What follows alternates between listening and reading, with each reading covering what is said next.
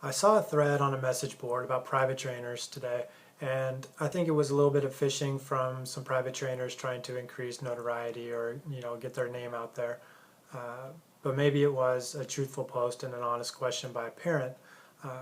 But regardless, I think the sentiment expressed in this thread and the string and the different posts is common. And I also think it shows some misconceptions and even confirmation bias. So the post essentially started with a mom posting that when her daughter was in 7th grade, she had two friends and they were essentially at the same level and improving at the same pace, and now they're ninth graders and her two friends are going to make varsity, and her daughter's only going to make JV, and the other two girls have improved at a higher rate than her daughter, and it must be because these two girls have been going to a private trainer and her daughter hasn't. So who's the private trainer that my daughter should work with so that she can make up this distance between herself and her two friends? And maybe there's some truth to it, maybe there's not, but I do think there's a lot of confirmation bias there. We look at three players, two maybe have improved a little bit more than a third. The two go to a private trainer, so consequently it must be that those two, their improvement is because of the personal trainer and not any other potential factors. Because the parents are paying money to this person to improve their skills or their talent, and they have shown some improvement compared to another player, it must demonstrate that the private training is working, the money is well spent, and this is the reason for the improvement. And I think that is a little bit of confirmation bias. There's a lot of factors that could go into the difference between three adolescent girls and their rate of improvement. Not The first one is if they're working out 2 to 3 days a week with a private trainer and her daughter's not doing anything in those 3 to 6 hours, well, they're just accumulating more practice. And so it could simply be the number of hours of practice that are different between the two players and her daughter. And if her daughter had gone to the park for those 3 to 6 hours each week, maybe there wouldn't be any difference between the rate of improvement between the girls. And so maybe it's simply that the other girls are spending more time on the court, and it has nothing to do with the choice of who to use as a personal trainer.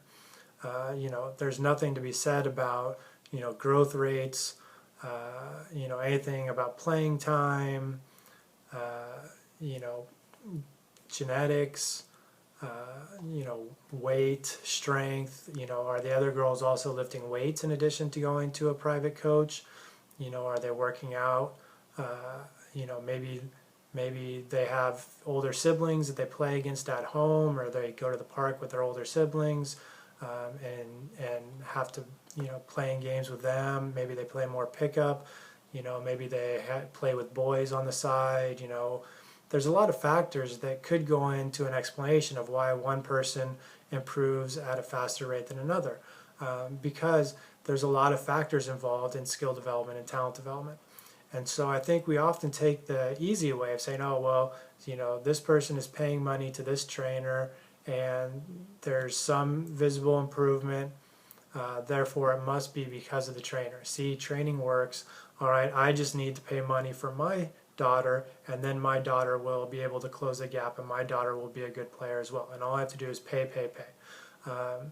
And so we just take this simplistic look at what causes development, or how players develop, or how skills development, and how learning takes place. And so it may be because of the trainer, it may simply be because of 3 to 6 extra hours of practice, and it may be because of something completely unrelated to the private training or the extra practice. Maybe her daughter is involved in other activities. Maybe her daughter doesn't sleep as much at night. Maybe her daughter doesn't get the same type of nutrition, and so when her daughter goes to her practices, she doesn't get as much out of those practices because she's tired or dehydrated or something like that, where the other girl, maybe she sleeps more at night, or maybe she eats better, or whatever, and so she's more physically prepared to practice, therefore she can get more out of practice, and therefore she improves more. There's a lot of factors involved in improvement and development. If we simply look at, oh, they're paying money for a trainer, therefore they're better, I think we're, undermining our ability to improve players. We're looking for shortcuts, and we're underestimating the multifactorial nature of talent development in a complex sport such as basketball.